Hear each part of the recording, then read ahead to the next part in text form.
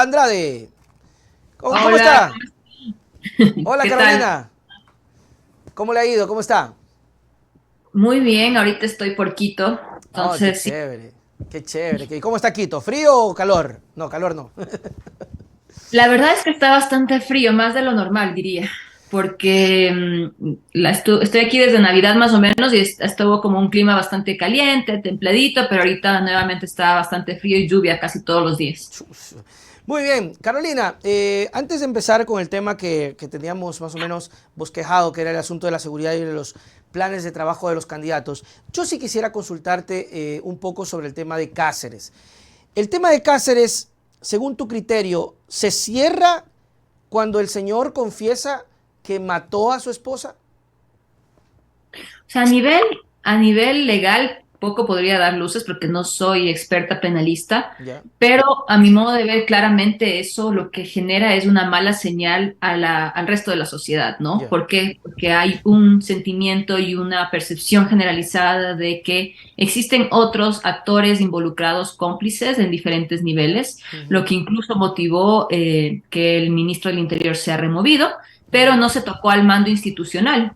Entonces, eso lo que hacen desde mi análisis es que ratifica esa hipótesis de que el gobierno, los altos funcionarios del gobierno tienen han transado una especie de estabilidad, entre comillas, democrática con ujú. altos mandos militares y policiales a cambio de no generar mecanismos efectivos de control, de transparencia de sus acciones y siendo bastante cómplices en acciones que ponen en duda ¿no es cierto?, este tipo de actuaciones y cómo se ejecuta el mando jerárquico, lo cual es bastante, se hubiera esperado que algo así suceda cuando el poder político decide dejar todo el sector seguridad bajo control de servicio pasivo y no genera ningún tipo de mecanismo de control civil Ok. en ninguna de las áreas. Ok, y saben que, Carolina, también es el tema del gobierno, retomando sus palabras, ¿no? Al momento de que lo capturan, básicamente como que el gobierno dijo, ahí está, pero lo ideal hubiese sido perfecto, lo capturamos, pero aquí tienen que haber responsabilidades desde el punto de vista de que llegó borracho, desde el punto de vista que lo dejaron trabajar borracho, desde el punto de vista de lo que dejaron ingresar a quien quiso ingresar, solamente de lo que medio conocemos. Es decir, hay responsabilidades. ¿Quién debería investigar esto, Carolina? ¿La policía? ¿Fiscalía? ¿La familia? Porque claro, ya hay quienes dicen, ya, pues ya está, el tipo lo hizo. Sí, el tipo lo hizo. Entonces, ¿qué más quieren, no? ¿A quién le toca este rol de ir más allá de la confesión de Cáceres? Bueno, creo que ese es otro de los desafíos que existen, ¿no? El tema es que la policía judicial es la policía de investigaciones que trabaja con la fiscalía. Entonces, no existe una policía civil de investigaciones que pueda cumplir un rol de contrapeso a lo que haga la institución policial en estos casos, ¿no? Entonces, esa es una de las limitaciones. Frente al escenario, como está la situación actual, quedan dos salidas. Una es que desde la Asamblea mismo se pueda profundizar. De hecho, Ok, existió una perfecto. comisión que se conformó sobre este tema, pero no sé cuál fue realmente el resultado, las recomendaciones, las acciones, porque se quedó ahí. Tuvieron varias reuniones, recogieron ciertos análisis, pero no se conoció más. Otro es desde los propios ciudadanos, a los propios ciudadanos y la propia familia también, pero es poco probable que esto avance. Lo que no se dan cuenta en la institución policial y militar es que estos hechos lo que hacen es construir más, destruir más, mejor dicho, esa confianza de la ciudadanía con la institución militar y policial, Ujú. disminuye su confianza, su credibilidad, lo cual es un capital importante que tienen ellos que precautelar y cuidar y que está en este momento en sus peores niveles. Eso le iba a decir, Carolina. De hecho, es súper grave porque generalmente siempre los niveles de aceptación de la policía han sido buenos o del ejército. Siempre ha sido como el ejército, los militares, todo así, bacán. Toda la crisis, los asambleístas, el gobierno, pero siempre que la policía y el ejército, la policía. Pero hoy por hoy vemos que la cosa se revierte y es precisamente por eso. Y usted decía algo interesante. El Lazo cambió estabilidad democrática por privilegios en la policía. ¿Qué significa eso? Claro, recordemos la fotografía de las movilizaciones de junio del año pasado que el presidente Guillermo Lasso estaba con todo el gabinete, mejor dicho, con todo el mando militar y policial, abrazando a cada uno de los comandantes de policía y Fuerzas Armadas en un momento de alta tensión política y social en el país. Entonces, básicamente lo que se observa es que El gobierno sabe, y de hecho la semana pasada, entre todas las prioridades que tiene el país en el ámbito de seguridad, Fuerzas Armadas estaba liderando unos ejercicios para articular el trabajo interinstitucional de diferentes actores en escenarios de conmoción interna. Ujú. Entonces estaban trabajando alrededor de esto, pero sin ningún tipo de control civil. ¿Cómo definir qué es un escenario de conmoción interna? Sí, ¿Cuáles claro. son esas características? Cómo se va a actuar? ¿Qué tipo de acciones se van a responder frente a diferentes niveles de...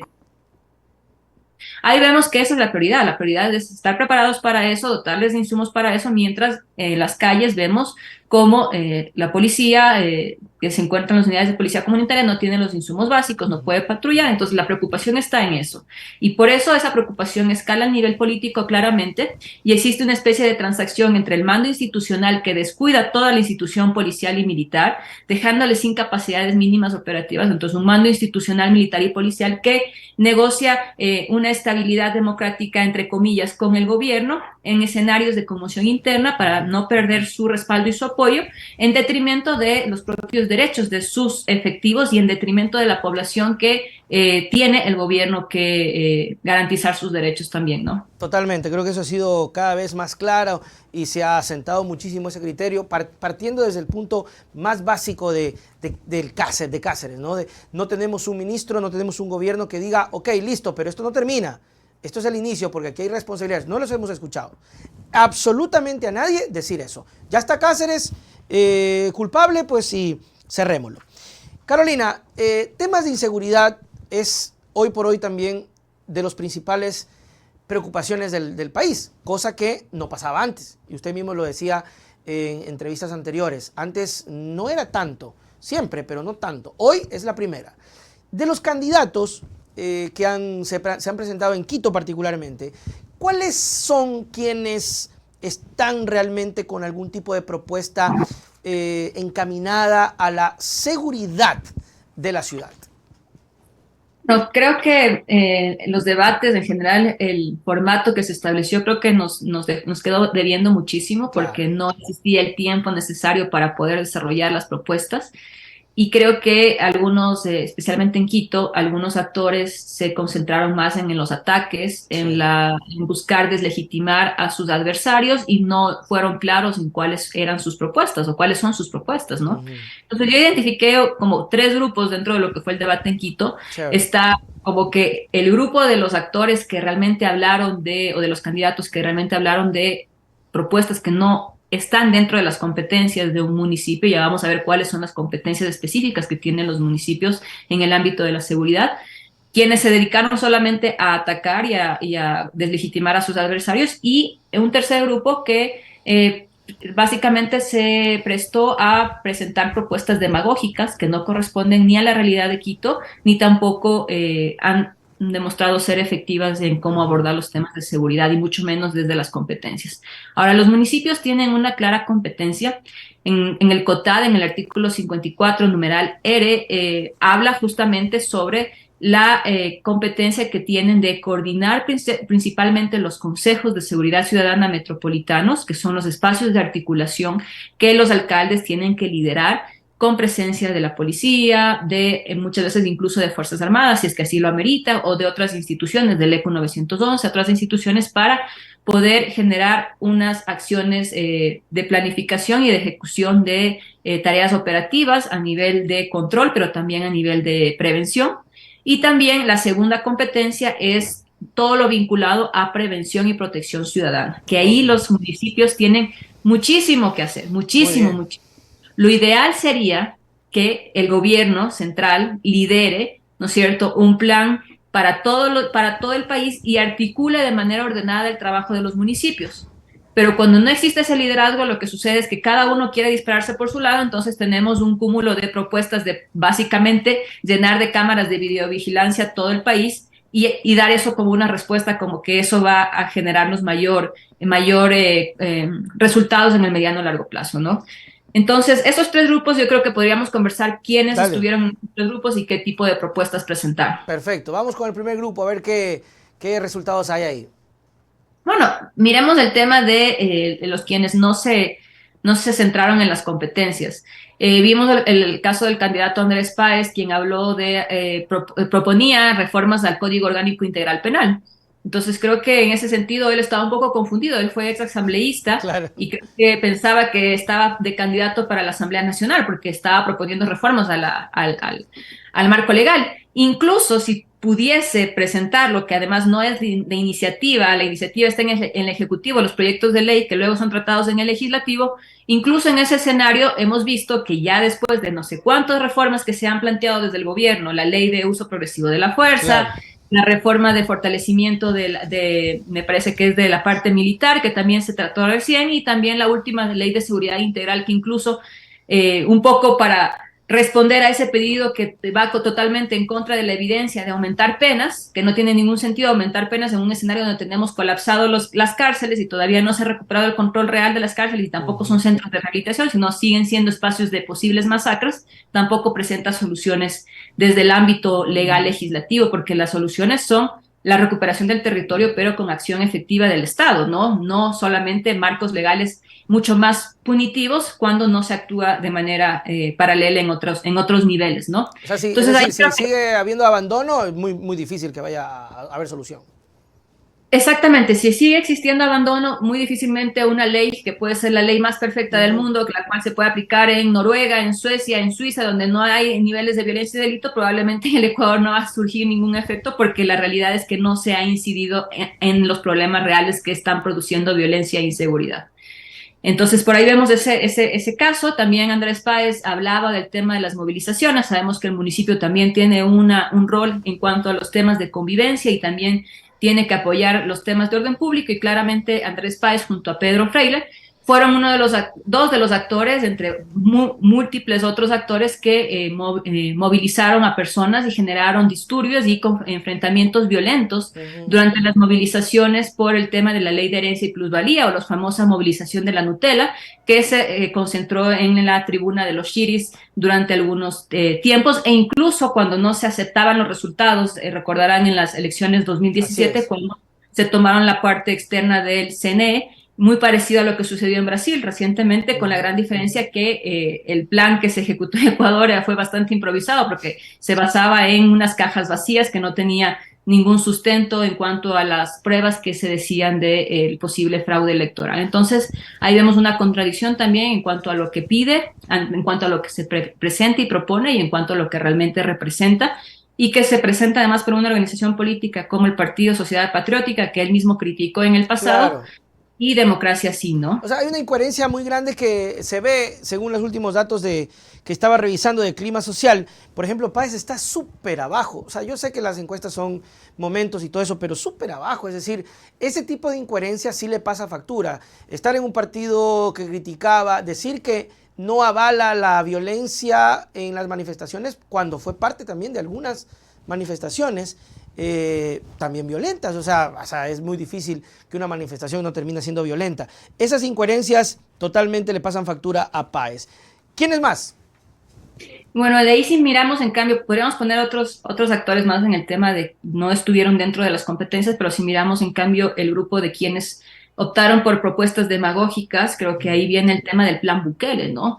Creo que Ok. primero el plan Bukele sobrepasa las competencias de un alcalde, porque el alcalde no tiene competencias no es el comandante en jefe de las Fuerzas Armadas, ni Así es. tampoco es quien define las prioridades de la policía y tampoco tiene los recursos suficientes como para hacer ese tipo de acciones. E independientemente de eso, que podría traducirse a un nivel local, el candidato Freire decía que había recibido asesoramiento por parte de ciertos funcionarios del presidente Bukele, sin tomar en cuenta que algunos de esos funcionarios incluso se encuentran con sanciones del Departamento de Tesoro por llevar a cabo negociaciones ocultas con líderes de organizaciones criminales, buscando crear una paz que no es una paz real, porque una paz real es poder abordar los temas estructurales de fondo y al mismo tiempo poder fortalecer las capacidades especiales de policía en inteligencia e investigación y dar resultados en varios niveles, ¿no? En los niveles estructurales de fondo, en invertir en temas sociales, económicos, deportivos, culturales, en la juventud, en la pequeña infancia, en disminuir la deserción escolar y al mismo tiempo dotar a la policía de capacidades para que puedan trabajar dignamente, no como Así ahora es. que tienen que andar un poco pidiendo, ¿no es cierto?, que les colaboren para poder cumplir con su trabajo. Entonces ahí tenemos una propuesta que a mi modo de ver buscaba llamar la atención.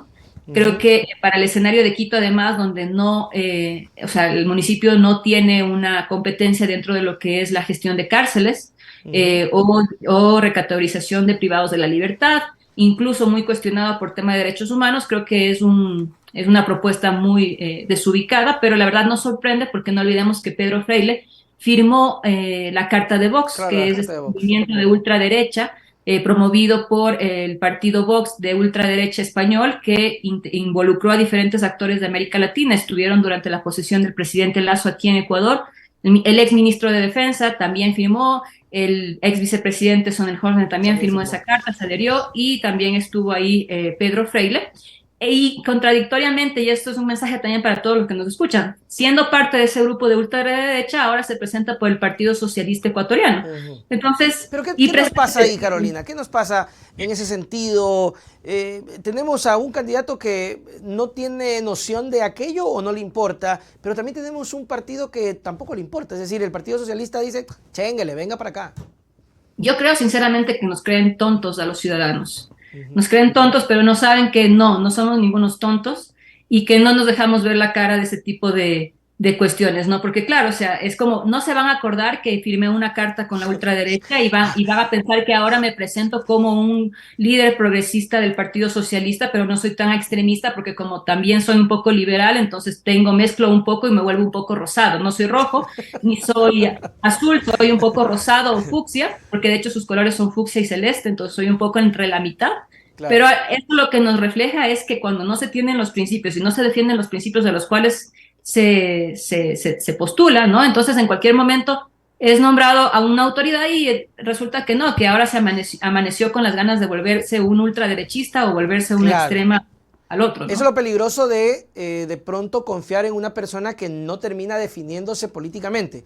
Eso es peligroso porque sí, ok, ese discurso de no, yo soy por aquí, un poquito por allá, ok, pero si no tienes una línea clara, digamos que llega al poder y ahí el hecatombe. Ahí es cuando realmente muestran qué es lo que realmente defienden y cuáles son los intereses a los cuales responden, ¿no? Y por último está el Ajá. grupo de los ataques que creo que no me voy a detener mucho porque creo que fue evidente, Sí, creo que claro. eso fue una tónica en varios de los debates que se desarrollaron en diferentes puntos del país. Yo creo que resaltaría la posición de Pavel Muñoz, que es una persona que tiene un perfil bastante técnico, es Ujú. uno de los que más conoce el tema de gestión pública porque estuvo ocupando diferentes Semplades. espacios dentro de la administración, Semplades, de la Secretaría Nacional de Planificación, Ujú. Viceministerio de Inclusión Económica y Social. Pero independientemente de eso, que creo que es algo que es importante y suma, ¿por qué? Porque hemos visto una gestión de Mauricio Rodas en Quito, que era una gestión de alguien que recién estaba aprendiendo y al final terminó improvisando muchas de sus acciones y la ciudad no tuvo un avance o un Claro. desarrollo durante ese año. Y luego tuvimos 4 años de completa inestabilidad política y de inseguridad jurídica para quienes estaban alrededor del tema del municipio, con todo el tema Yunda Guarderas, ¿no? Ujú. Entonces creo que es un perfil que aporta eso, aporta experiencia, aporta conocimiento y además creo que él no cayó en el tema de los ataques, un poco se enfocó en responderle, sí, a la persona que le estaba cuestionando, le respondió, no lo evadió, pero realmente trataba de orientar su presentación o su exposición a las propuestas que había planteado y ahí tiene varias propuestas en el tema de seguridad. Creo que muchas se parecen, digamos, a las que se habían ya conocido, pero hay una que me parece fundamental y que resalta bastante, que es el tema de acciones que se necesitan implementar para la prevención y tratamiento de adicciones en niños y jóvenes. Ok. En Quito también tiene un número bastante elevado y que pasa totalmente desapercibido, porque normalmente estamos enfocados en el microtráfico, en las redes de microtráfico, en la violencia, a pesar de que Quito no tiene los mismos niveles de violencia que otros puntos Así del es. país. Pero creo que ese es un tema importante, un tema de salud pública vinculado también a los temas de prevención del delito y la violencia. Ujú. Y creo que eso es algo importante resaltar. Natasha Rojas también me pareció una buena candidata, pero digamos, ella también tiene una posición mucho más ¿no es cierto?, enfocada en sus ámbitos, sobre todo en el tema de mujeres y Claro. niños. ¿Crees tú, Carolina, que tal vez estas cosas son lo que hoy han posicionado a Pavel, según la última encuesta de clima social, en el primer lugar? Porque lo ponen en el primer lugar, luego Yunda y luego creo que está Pedro. ¿Crees tú que este aplomo de presentarse como, como un personaje técnico, político, le está ayudando y tal vez, digo tal vez, la gente está relacionando la inestabilidad que estás mencionando, que es real, con el tema de la estabilidad? Porque yo le he dicho a la gente siempre, o sea, está bien el problema, digo, no está bien el problema, para la sátira, para todo, pero creo que una ciudad y un país necesita estabilidad. ¿Crees que esto le está jugando a favor a Pavel? Creo que sí, si miramos los dos bloques del debate, realmente tenemos la imagen un poco caótica de todos tratando de atacar los unos a los otros, ¿no? Ujú. Sobre todo en el segundo bloque, contra en contra de la candidatura del ex alcalde Yunda, mientras que por el lado de Pavel se veía una candidatura que estaba más enfocada en el posicionamiento de sus ideas, de sus Claro, propuestas. Lamentablemente no lo pudo desarrollar porque el tiempo era el bastante tiempo, sí, corto, correcto. pero creo que sí genera una mayor confianza, sobre todo porque ya ha demostrado que tiene una experiencia previa en la parte de la administración pública, demuestra que siempre es una persona que habla con criterio y datos y evidencia, es Ujú. decir, no solamente con percepciones o con cuestiones que aparecen momentáneamente por temas políticos. Además, si miramos entre todos los candidatos, solo hay dos candidatos que responden a la misma línea política que defienden, que es el candidato del Partido Social Cristiano, Alarcón, y Pavel Muñoz de la Revolución Ciudadana. Son los únicos que no han optado por bueno, y Natasha Rojas por el MPD, ahora Unidad Popular, son Claro. tres actores que son de la misma organización en la cual siempre han militado o han sido parte o han compartido sus ideas, ¿no es cierto?, dentro de una visión, digamos, que comparten y que defienden. Y que Y no, termina siendo bueno, ¿no? claro, y no son esos actores que estábamos antes justamente analizando, que estaban en la ultraderecha, luego se pasaron al Partido Socialista y ahora están un poco entre la mitad y no sabemos que en el caso de ser electos alguna dignidad popular puedan convertirse en otros actores políticos un poco impredecibles. De hecho pasó con Yunda. Yunda entró, pues no sabía para dónde coger, fue un grupo que lo apoyó, carismático, ganó y el caos total por, bueno, todo lo que le pasó, también un poco justificado y otro también injustificado. Pero creo que la ciudad no puede estar para juegos y es importante lo que siempre he recalcado, que tenga un proyecto político que le dé estabilidad a la ciudad. Es interesante las cosas que están ocurriendo y creo que tomarle el pulso a eso también es bueno, Carolina. Sí, y hay otro elemento que es fundamental, es cómo se va a construir la relación con el Ejecutivo o con la Ok. Presidencia de la República, ¿no? Creo que en eso Quito también tiene un rol muy importante y hay algunos actores que han demostrado que simplemente no van a defender los intereses de la ciudad. Por ejemplo, ¿por qué se han reducido el número de efectivos policiales en Quito? ¿Por Ujú. qué no se ha dado mantenimiento a las unidades de policía comunitaria, muchas de ellas abandonadas? Entonces, ¿por qué no hay un alcalde? El alcalde actual, el concejal Guarderas, que funge como alcalde encargado o como alcalde, es quien, por Debería. ejemplo, no ha tenido ninguna posición firme en cuanto a pedir que esto se cumpla, que los recursos se asignen adecuadamente, y ese es parte del rol que tiene que tener un alcalde. Ujú. Ahora, otros candidatos, Pavel Muñoz mismo ha mencionado que su relación será un 50-50, es decir, 50 de trabajo, articulación, apoyo, pero también un 50% de defender los intereses de la ciudad para que esos recursos no sean desviados en detrimento de otros espacios, y también en cómo canalizar adecuadamente, ¿no es cierto?, posibles posiciones de manifestaciones o de acciones que se pretendan encaminar cuando lo que hay que buscar es construir espacios de diálogo, de resolución de esos conflictos sociales antes de que se escale a acciones fuertes de confrontación con la fuerza pública y eso pueda aumentar en niveles de conflictividad. Entonces, trabajar en la prevención, incluso en la resolución de estas diferencias políticas y sociales, es importante antes de que lleguen justamente acá a la Por Plaza Grande y supuesto. luego convierta nuevamente en una movilización de ataque al gobierno. Carolina Andrade, muchísimas gracias siempre por tu tiempo, de darnos estos espacios para poder conocer, entender y sobre todo tener información y podamos nosotros decidir. Sus palabras para despedirnos. No, agradecerles como siempre poder estar en este espacio y bueno, que tengan un excelente día a todas y todos. Chao, Carolina. Chao. Muy bien, ahí estuvo Carolina en esta última parte de las entrevistas. Agradecido siempre de poder conversar.